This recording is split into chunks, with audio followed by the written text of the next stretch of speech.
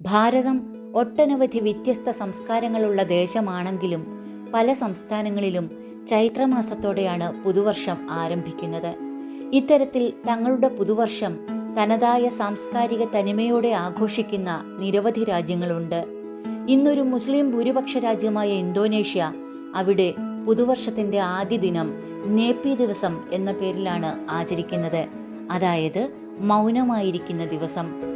ബാലിയിൽ സാംസ്കാരിക ഉന്നതി ഉണ്ടാക്കിയ അജീഷക ഇന്നേ ദിവസം പുതിയ വർഷഗണനയുടെ പ്രചാരണത്തിനായി ജാവയിലേക്ക് യാത്ര തിരിച്ചു.